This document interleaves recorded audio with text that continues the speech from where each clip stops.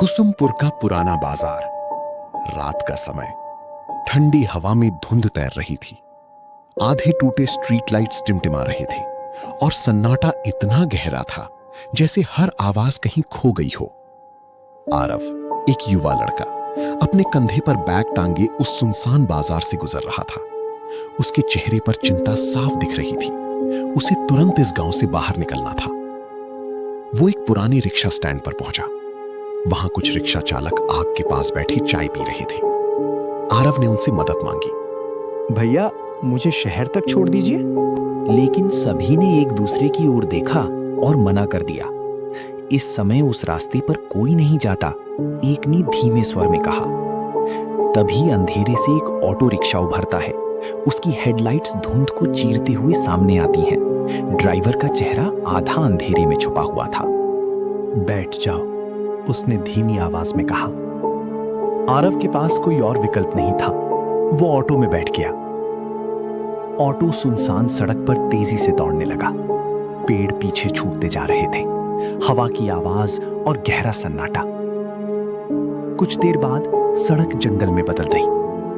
घनी पेड़, अजीब सी आवाजें और डर का माहौल। आखिरकार ड्राइवर ने ऑटो रोक दिया।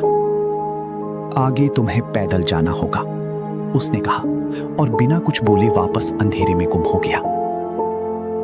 आरव अकेला था, सिर्फ अंधेरा और एक पतली सी पगडंडी।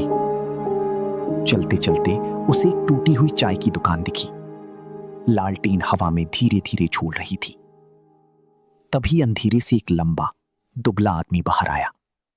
उसका नाम था दामोदर। तुम यहां क्या कर रहे हो? उसने गंभीर आवाज में पूछा। आरव ने अपनी बात बताई।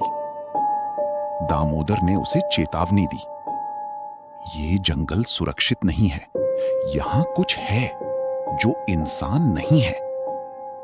दोनों साथ चलने लगे। जंगल और गहरा होता जा रहा था। तभी दूर से एक औरत के रोने की आवाज आई।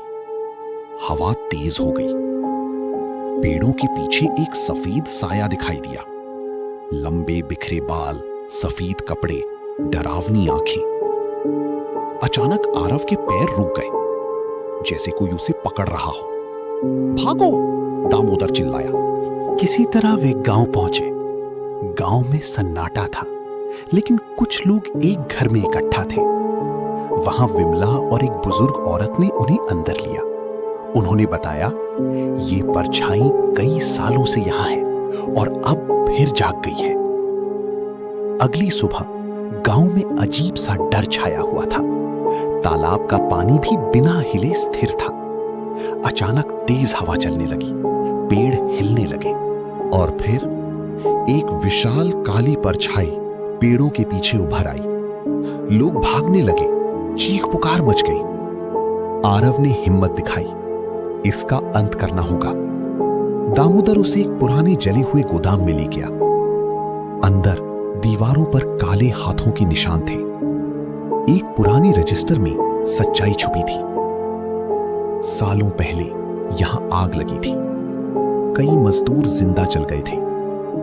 उनकी आत्माएं वहीं फंस गई थीं। तभी वो काली परछाई अंदर आ गई। पूरा गोदाम अंधेरे से भर गया। अचानक दीवारों से जले हुए मजदूरों की आत्माएं बाहर आने लगी। उनकी आंखें चमक रही थीं। उन्होंने उस परछाई को घेर लिया। भयंकर संघर्ष हुआ। आग की लपटें उठीं और फिर एक तेज रोशनी के साथ परछाई खत्म हो गई। लेकिन दामोदर जमीन पर गिर गया था, घायल। आरव उसके पास बैठा। दामोदर मुस्कुराया। अब सब ठीक हो जाएगा। और उसकी आंखें हमेशा के लिए बंद हो गईं। सुबह हुई। गांव में शांति लौट आई। हल्की धूप, ठंडी हवा, सब सामान्य लग रहा था। आरव जंगल के किनारे खड़ा था। तभी एक हल्की रोशनी उसके सामने आई। दामोदर की आत्मा। वो मुस्कुराया और और धीरे धीरे गायब हो गया। गांव अब सुरक्षित था, लेकिन आरव कभी उस रात को भूल नहीं पाया।